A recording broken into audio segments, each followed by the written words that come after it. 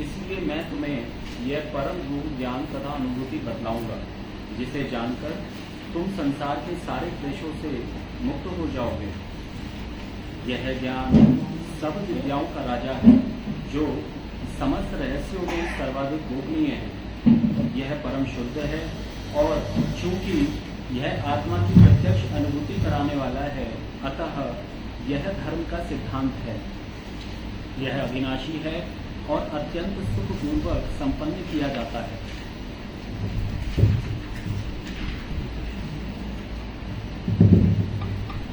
हे परम तत्व, जो लोग भक्ति में श्रद्धा नहीं रखते, वे मुझे प्राप्त नहीं कर पाते।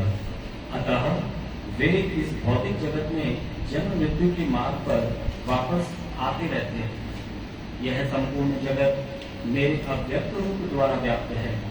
समस्त जीव मुझ में हैं, किंतु मैं उनमें नहीं हूँ। तथापि मेरे द्वारा उत्पन्न सारी वस्तुएं मुझ में स्थित नहीं रहती। जरा मेरे योग्य ऐश्वर्य को तो देखो।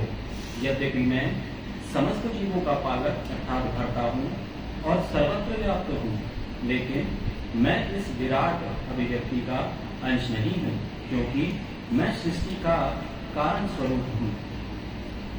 जिस प्रकार सर्वत्र प्रवाहमान प्रबल वायु सदैव आकाश में स्थित रहती है, उसी प्रकार समस्त उत्पन्न प्राणियों को मुझ में स्थित जानो।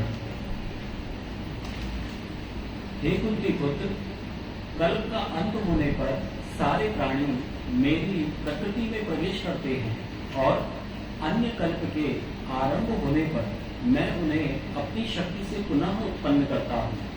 संपूर्ण विराट जगत मेरे अधीन है। यह मेरी इच्छा से बारंबार स्वतः प्रकट होता है रहता है, और मेरी ही इच्छा से अंत में विनष्ट होता है। हे धनंजय, ये सारे कर्म मुझे नहीं बांध पाते। मैं उदासीन की भांति इन सारे भौतिक कर्मों से सदैव विरक्त रहता हूँ। हे कुंती पुत्र, यह भौतिक प्रकृति मेरी शक्तियों में से एक है, और मेरी अध्यक्षता में कार्य करती है, जिससे सारे चर तथा अचर प्राणी उत्पन्न होते हैं।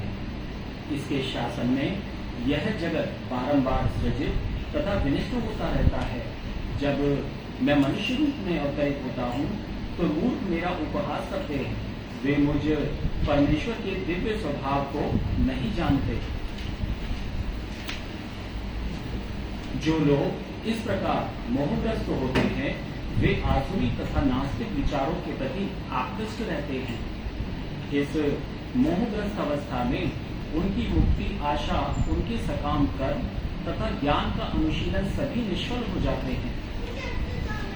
ये पार मोह मुक्त महात्मा जब देवी प्रकृति के संरक्षण में रहते हैं, वे पूर्णतः भक्ति में निमग्न रहते हैं, क्योंकि वे मुझे आदि तथा अविनाशी भगवान श्री भगवान के रूप में जानते हैं। ये महात्मा मेरी महिमा का नित्य कीर्तन करते हुए, दृढ़ संकल्प के साथ प्रयास करते हुए, मुझे नमस्कार करते हुए भक्ति भाव से निरंतर मेरी पूजा करते हैं। अन्य लोग जो ज्ञान के अनुशीलन द्वारा यज्ञ में लगे रहते हैं, वे श्री भगवान की पूजा उनके अद्वैत रूप में, विविध रूपों में तथा विश्व रूप में करते हैं। किंतु मैं ही कर्मकांड, मैं ही यज्ञ, पितरों को दिया गया जाने वाला तर्पण, औषधि, दिव्य ध्वनि अर्थात मंत्र, घी, अग्नि तथा आहुति हूँ। मैं इस ब्रह्मांड का पिता, माता, आश्रय तथा पितामह हूँ। मैं ये अर्थात जानने योग्य, शुद्धिकर्ता तथा ओंकार हूँ। मैं ऋग्वेद, सामवेद तथा यजुर्वेद भी हूँ।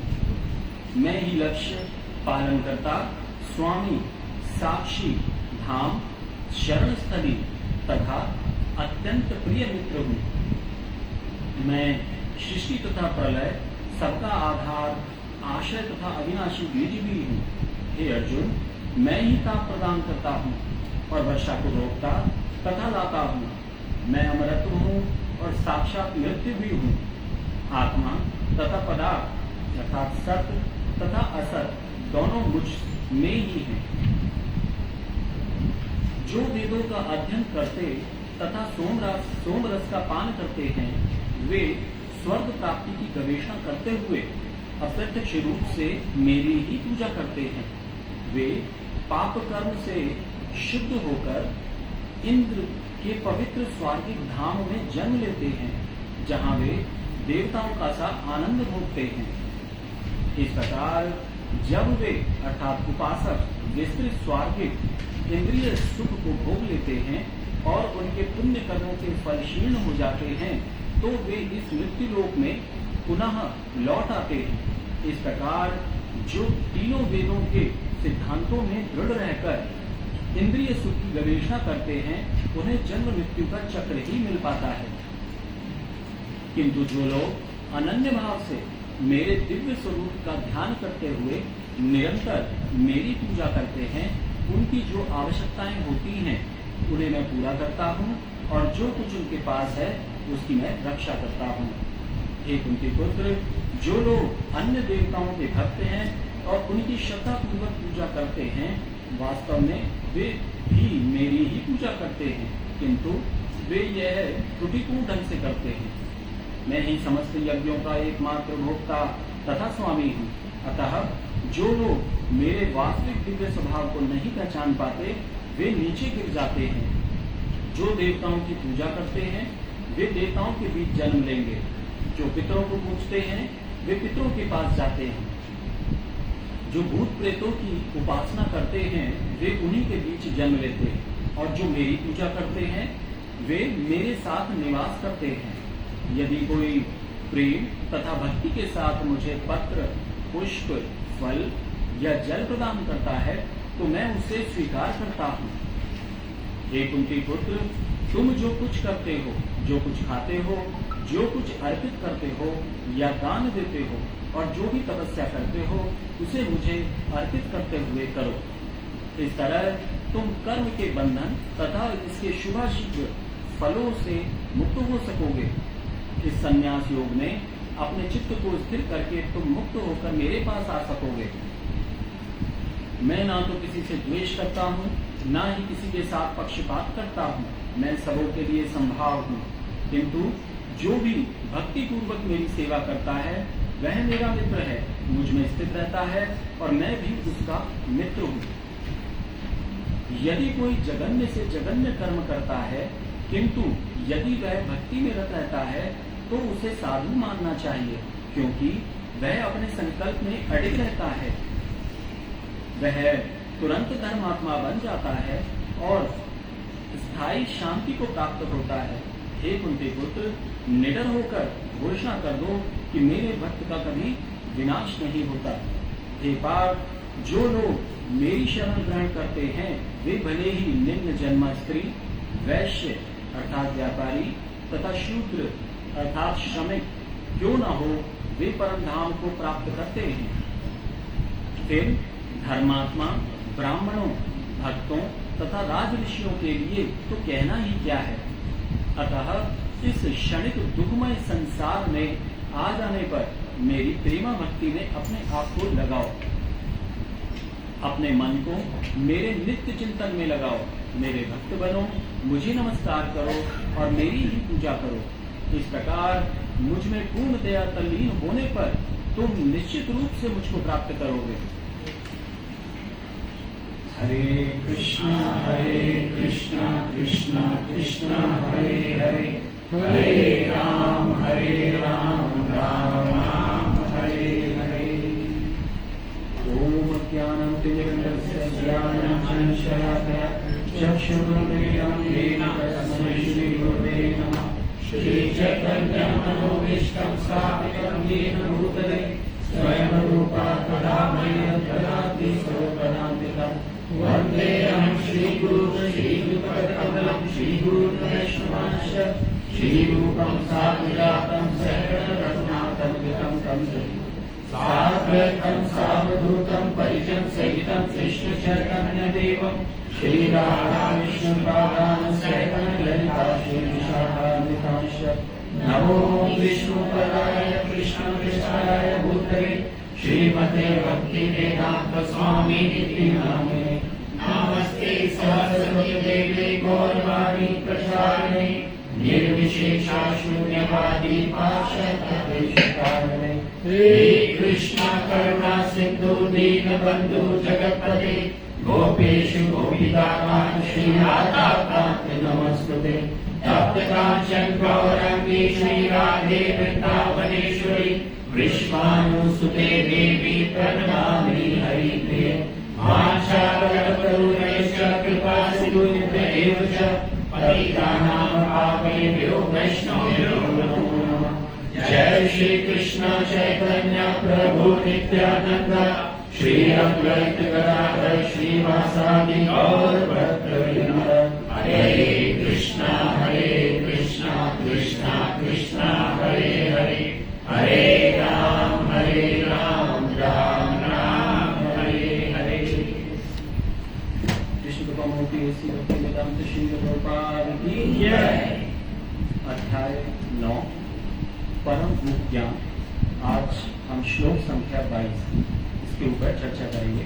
मैं बोलूंगा, मेरे पीछे पीछे बोलिएगा। अनन्य चिंतयन्तो मां ये जना पर्युपासते तेषां नित्यमुक्तानां योगक्षेमं वहामि अहम्। इसका हिंदी में अनुवाद है, मेरे पीछे पीछे बोलिएगा। किंतु जो लोग अनन्य भाव से मेरे दिव्य स्वरूप का ध्यान करते हुए निरंतर मेरी पूजा करते हैं, उनकी जो आवश्यकताएं होती हैं उन्हें मैं पूरा करता हूँ और जो कुछ उनके पास है उसकी रक्षा करता हूँ। इसका तात्पर्य है जगत गुरु श्री प्रभुपाद जी के द्वारा। बोलिए जगत गुरु श्री प्रभुपाद की जय। जो एक क्षण भी कृष्ण भावना अमृत के बिना नहीं रह सकता, वह 24 घंटे श्री कृष्ण का चिंतन करता है और श्रवण, कीर्तन, स्मरण, पाद सेवन, वंदन, अर्चन, दास्य, साख्य भाव तथा आत्मनिवेदन के द्वारा श्री भगवान के चरण कमलों की सेवा में रत रहता है। ऐसे कार्य शुभ होते हैं और आध्यात्मिक शक्ति से पूर्ण होते हैं, जिससे भक्त को आत्म साक्षात्कार होता है और उसकी यही एकमात्र कामना रहती है कि वह श्री भगवान का सानिध्य प्राप्त करे। ऐसा भक्त निश्चित रूप से बिना किसी कठिनाई के श्री भगवान के पास पहुंचता है। यह योग कहलाता है। ऐसा भक्त भगवत कृपा से इस संसार में पुनः नहीं आता। क्षेम का अर्थ है श्री भगवान द्वारा कृपामय संरक्षण।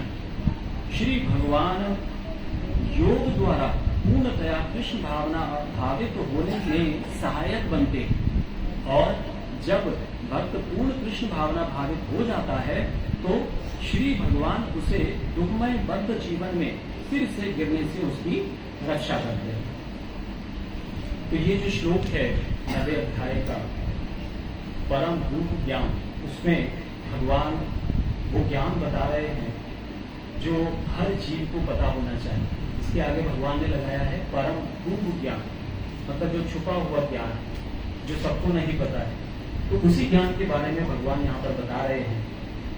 और ये जो श्लोक है अनन्य चिंतयन्तो मां ये जना पर्युपासते, इसमें भगवान एक ऐसे विषय जो कि बहुत महत्वपूर्ण है और आगे भी भगवान ने अर्जुन को आज पीछे भी बताया था।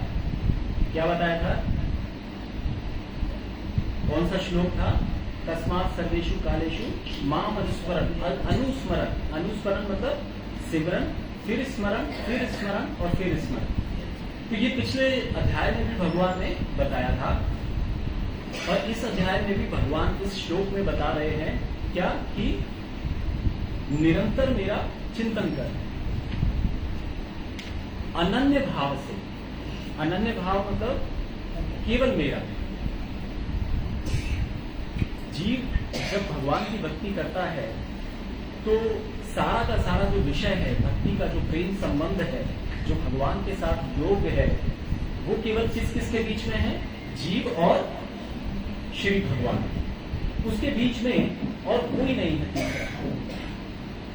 जैसे हम गुरु संत महात्माओं का जो विषय है जब हम बोलते हैं, यहाँ पर भी इसमें बोला गया, जो एक क्षण भी कृष्ण भावना अमृत के बिना नहीं रह सकता, वह 24 घंटे श्री कृष्ण का चिंतन करता है। और श्रवण कीर्तन स्मरण पाद सेवनम, जो नवदा भक्ति की बात की गई है, तो उसमें क्या है विषय मुख्य कि श्रवण कैसे करना है ये कौन बताएगा? गुरु बताएगा। कीर्तन कैसे करना है ये कौन बताएगा? गुरु बताएगा। तो ये जो नवदा भक्ति है ये कैसे की जाए, ये कौन बताएगा? गुरु बताएगा। तो कृष्ण और जीव को क्या करना है? निरंतर भगवान का चिंतन करना है, उसका अभ्यास करना है। ऐसे कार्य शुभ होते और आध्यात्मिक शक्ति से पूर्ण होते। अब हम कर्म जो करते हैं, अक्सर हम लोग कैसे कर्म करते हैं? सकाम कर्म करते हैं। ऐसा कर्म करते हैं जिससे हमें भौतिक वस्तु प्राप्त हो, चाहे वो धन हो, चाहे वो सम्मान प्रतिष्ठा, किसी भी तरह का हमें लाभ हो। लेकिन यहाँ पर भगवान ये बिल्कुल एकदम स्पष्ट करते हैं कि क्योंकि इस सृष्टि की रचना किस लिए की है? केवल एक कारण है इस सृष्टि की रचना करने का, कि जीव अपने पूर्व जन्मों के कर्मों को भोगे और भोगते हुए अपनी जिम्मेदारियों को निभाए और निभाते हुए भगवान का निरंतर सिमरन करने का अभ्यास करे। और अभ्यास करके अंततः, क्योंकि उसने अपने पूर्ण जीवन में, इसी जीवन में क्योंकि पूर्णतः क्या किया है? अभ्यास किया है, तो फिर वो अंत समय में किसका सिमरन करेगा? भगवान का करेगा। और अंत काले च मामेव स्मरण मुक्त्वा कलेवरम। इस शरीर में जब तक जीव रहता है तो जीव की एक ही इच्छा होनी चाहिए कि अंत समय क्या हो? भगवान का किसी तरह स्मरण हो। बस यही एकमात्र इच्छा है और कोई कारण नहीं है जीव का इस शरीर में आने का। अगर भगवान यहाँ पर कर्म करने भेजता तो फिर मारता क्यों? अगर हमें कर्म करने के लिए ही यहाँ पर केवल भेजा गया था, जैसे लोग बहुत बोलते भी हैं कि केवल भगवान, हम तो अपने कर्म करते हैं, हम तो कर्म अच्छे करते हैं, लेकिन हमें यही नहीं पता कि कर्म कौन से अच्छे होते हैं। वो कौन से कर्म हैं जिनको बोला गया कि कर्म ही पूजा है? वो यही कर्म है। कौन से कर्म? जो भगवान का निरंतर स्मरण करते हुए किए जाते हैं। अर्जुन अकेला था, वो धनुर्धर था, लेकिन और अर्जुन जो है पूरी तरह से किन कर्तव्य विमूढ़ भी हो गया था। उसको समझ में नहीं आ रहा था कि मैं अपने परिवार संबंधियों के साथ कैसे युद्ध करूं, कैसे उनके साथ अपने संबंध को तोड़ूं। तो भगवान ने उसको क्या दिया? ज्ञान दिया। भगवान ने तुरंत गुरु की पदवी धारण की। और जब अर्जुन पूरी तरह से भगवान की शरणागति हो गया तो अर्जुन ने जितने भी तीर चलाए वो सब एकदम अपने लक्ष्य पर जाकर लगे। और जिस सेना में एक से एक धनुर्धर, जब धृतराष्ट्र में युद्ध शुरू होने वाला था तो धृतराष्ट्र ने ज्योतिषी को बुलाया था कि इस युद्ध में किसकी विजय होगी। तो उस ज्योतिषी ने बताया कि सारे जितने भी ग्रह हैं वो सारे के सारे कौरवों के पक्ष में हैं। सारे के सारे ग्रह पक्ष किसमें है? कौरवों के हैं। लेकिन जब धृतराष्ट्र ने दूसरी बार, जब युद्ध बिल्कुल शुरू होने वाला था, तब उस ज्योतिषी को बुलाया और उससे पूछा कि अब बता कि विजय किसकी होगी। तो उस ज्योतिषी ने बोला कि पहले तो मेरे को लग रहा था कि सारे के सारे लक्ष्य, ये जो ग्रह है वो कौरवों के पक्ष में है और जीत कौरवों की होगी, लेकिन पांडवों की तरफ एक ऐसी शक्ति है कि जो इन सब ग्रहों के होते हुए भी विजय पांडवों की होगी। मुझे नहीं पता कि वो ऐसी कौन सी शक्ति है। तो जहां पर भगवान है वहीं पर, जहां पर भगवान का भक्त है वहीं पर विजय। इस जीवन में अगर हमने अंत काल में चाहे हमने अपने जीवन पर्यंत कितने ही अच्छे कर्म किए, अच्छे हमने वस्तुओं को प्राप्त कर लिया, मकान दुकान सब कुछ अच्छे बना लिए, लेकिन अगर अपने जीवन पर्यंत वो जो मरणासन, जो लास्ट वाला जो अंतिम पल है, अगर उसमें हमने भगवान का सिमरन नहीं किया तो ये इस मनुष्य जीवन जो भगवान के द्वारा प्रदत्त है इसका परम अपमान है। क्योंकि यही एक ऐसा जरिया है जिसकी वजह से व्यक्ति उधर लोगों की तरफ भी जा सकता है और निम्न लोगों की तरफ भी जा सकता है। भगवान इससे पहले वाला जो श्लोक है, ते तम भुक्तवं सर्वलोकम विशालम शीने पुण्य मृत्यु लोकम विशंति, उसमें भगवान स्पष्ट बोल रहे हैं कि अगर तू अच्छे कर्म करेगा तो स्वर्ग को प्राप्त करेगा, अगर तू बुरे कर्म करेगा तो नरक को प्राप्त करेगा, लेकिन अगर तू मुझे सिमरन करेगा तो ये शाश्वत धाम को प्राप्त करेगा। और जो मेरा भक्त निरंतर मेरा चिंतन मेरा सिमरन करता है उसको इस संसार में प्राप्त करने लायक कुछ भी नहीं रह जाता। हम अक्सर ये लोग सोचते हैं कि हमारा जीवन यापन कैसे होगा, हमारा कैसे चलेगा परिवार। तो हमें यहाँ पर इस श्लोक में भगवान बिल्कुल स्पष्ट करते हैं कि क्योंकि जीव का इस संसार में सुहृदम कौन है, श्री भगवान है। भगवान ही अपने मुखारविंद से ये बोल रहे हैं कि अगर तू मेरा चिंतन करेगा, कैसा, अनन्य भाव से और निरंतर, अभी चिंतन फिर चिंतन फिर चिंतन, ये कैसे आएगा, अभ्यास से आएगा।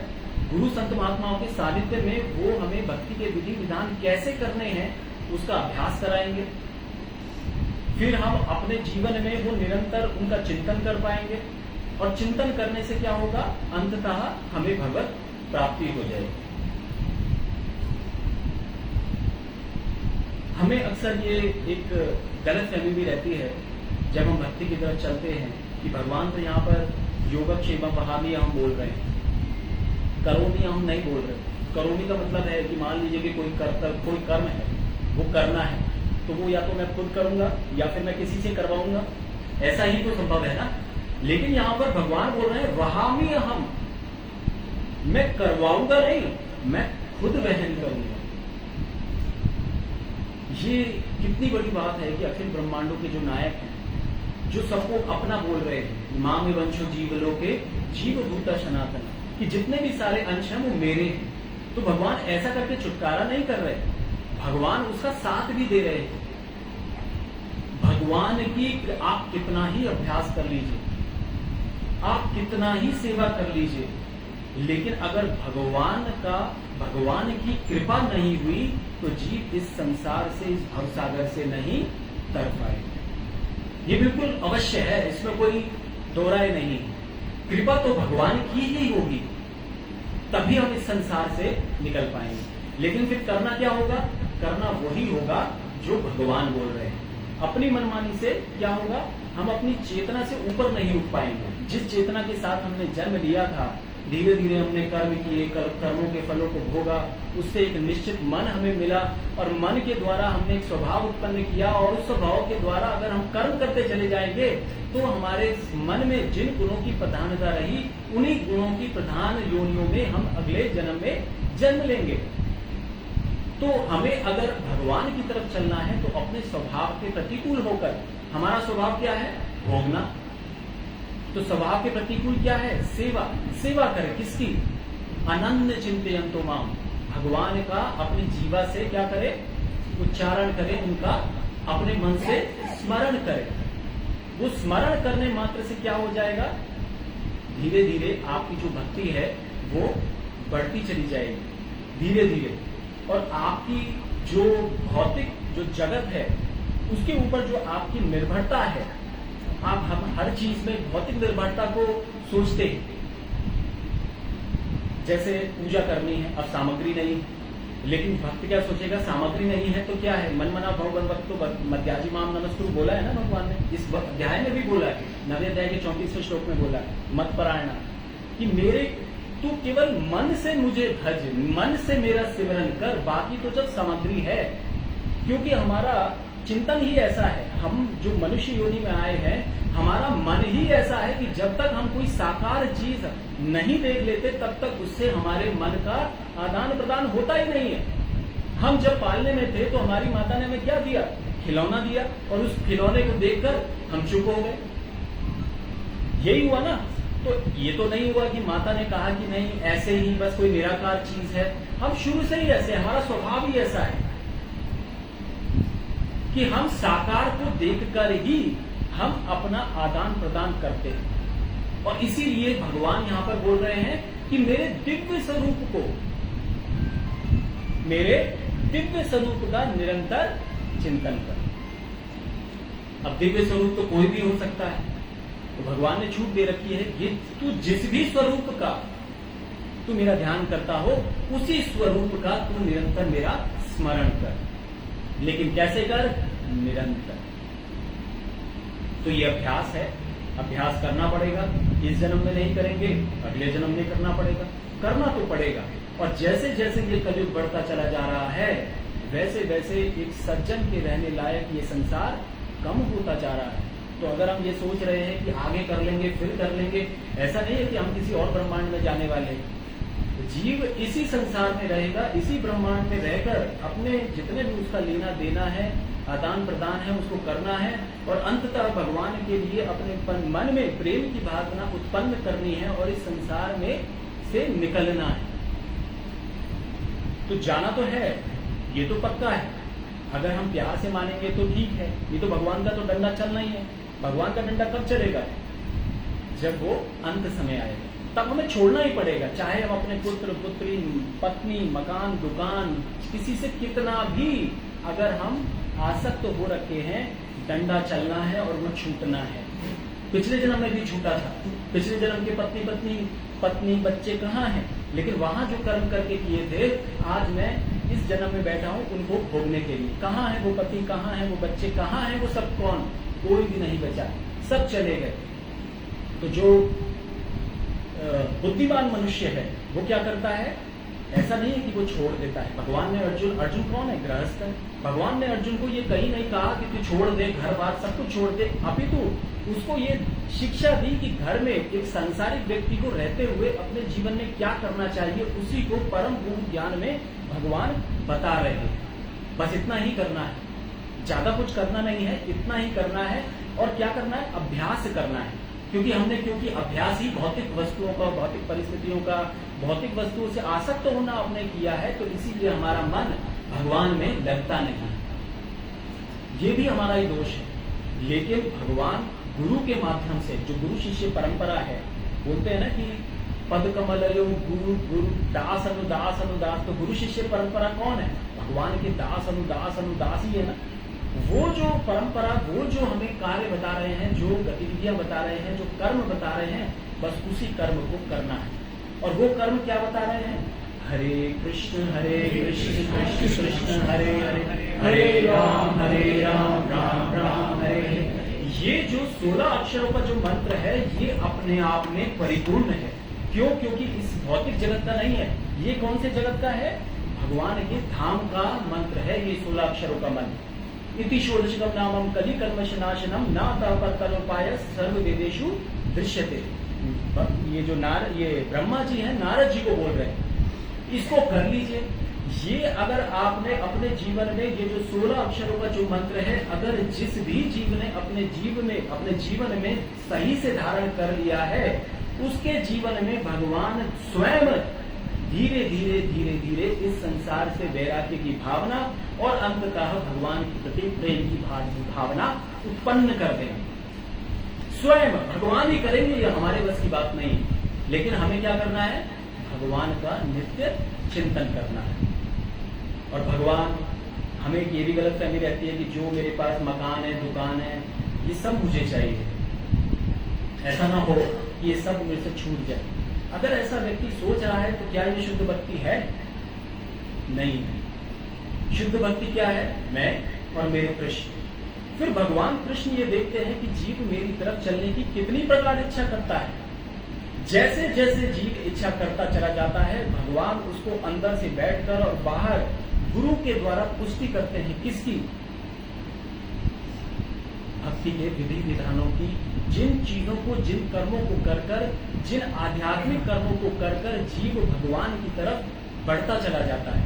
और भगवान उसकी धीरे धीरे जो उसकी आसक्तियां हैं, चाहे वो किसी भी भौतिक वस्तु में हो, वो धीरे धीरे भगवान हटाने लग जाते हैं। लेकिन हम लोग क्योंकि भौतिक जगत में बहुत समय से, सिंस टाइम, जब से समय है तब से हम इस संसार में रह रहे हैं, तो हमारी आदत भी यही है कि भक्ति भी होती रहे और संसार भी चलता रहे। लेकिन भगवान यहाँ पर क्या बोल रहे हैं? अनन्य, केवल मैं और तू, अर्थात जीव।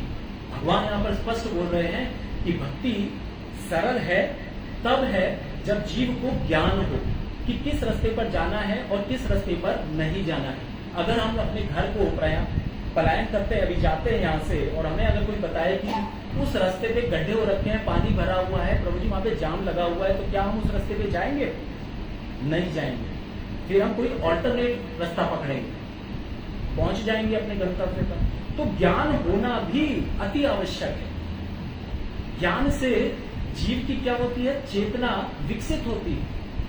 और चेतना किसको बोल रहे हैं, जैसे भगवान बोल रहे हैं तेषाम सदमुक्ता नाम भजताम प्रीति पूर्वकम ददामि बुद्धि योगम तम येन मामुपयन्ति। तो मैं तुझे बुद्धि प्रदान करूंगा, वो कौन सी बुद्धि है? वो ये जो आपको सिर के ऊपर ये जो बुद्धि हम बोलते हैं, ये नहीं, जो आत्मा की चेतना है। क्योंकि आत्मा की चेतना जो मूल चेतना है वो क्या है, मैं भगवान का दास हूं और मेरा जो परम कर्तव्य है वो उस परम पिता परमेश्वर भगवान श्री कृष्ण की सेवा करना है।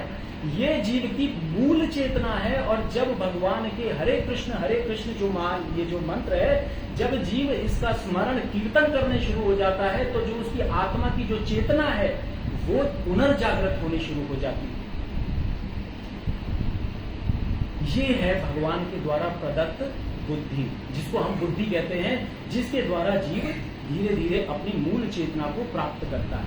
और उसमें सबसे ज्यादा जो काम जो करता है वो क्या है, निरंतर चिंतन, भगवान के नामों का निरंतर स्मरण, चिंतन, निरंतर बोलना चालना। जहां भी भक्त बैठेगा भगवान फालतू की बकवास में मद चिता मदगत प्राणा बोधयंतर परस्परम। मेरा जो भक्त है वो किसी से फालतू बात नहीं करता, केवल किसकी बात करता है, मेरी बात करता है। तो वही तो व्यक्ति बात करेगा मेरी जो निरंतर चिंतन करता हो। निरंतर करते हैं लोग, लेकिन कभी कर लिया, नहीं किया, फिर कर लिया, फिर नहीं किया, फिर किया। तो ये क्या है, ये अभ्यास से आएगा। और अभ्यास करने में सबसे जो मूल कारक है वो है हरि जो नाम है। उसमें जैसे जैसे जीव की दृढ़ता, जैसे जैसे उसकी आसक्ति उसमें बढ़ती चली जाती है, वैसे वैसे भगवान अंदर से उसकी मूल चेतना को विकसित करते हैं और जीव निरंतर भगवान का कीर्तन, भगवान का स्मरण कर पाता है। और जब निरंतर करेगा तो जो अंत समय जब वो पल आएगा तो जीव उस पल पे किसका स्मरण करेगा, भगवान का स्मरण करेगा। तो छूटना तो है, अगर भक्ति करेंगे तो भगवान इसी संसार में रहते हुए उन सब आसक्तियों को दूर कर देंगे। बिना भगवान के कृपा के कुछ नहीं हो सकता, तो भगवान की ही शरणागति लेनी है। तो हमें निरंतर चिंतन करना है अनन्य भाव से। फिर भगवान हमारा योगक्षेमम वहामी अहम करेंगे, वो अपना पर्सनल रजिस्टर मेंटेन करेंगे हमारा, वो किसी से करवाएंगे नहीं, वो हमारा खुद मेंटेन करेंगे और हमारी रक्षा करेंगे। और जो हमारी आवश्यकताएं हैं, आवश्यकताएं 56 भोग की नहीं, आवश्यकता किसकी, ऐसे वस्तुओं की जो मेरी भक्ति में मेरे प्रगति होने का कारण बने। भगवान ऐसी परिस्थितियों को मेरे जीवन में लाएंगे जिससे अंततः मेरी भक्ति बने। हरे कृष्ण। हरे कृष्ण। बोलिए जगतगुरु श्रील प्रभुपाद की जय। हरे कृष्ण। हरे कृष्ण। हरे कृष्ण।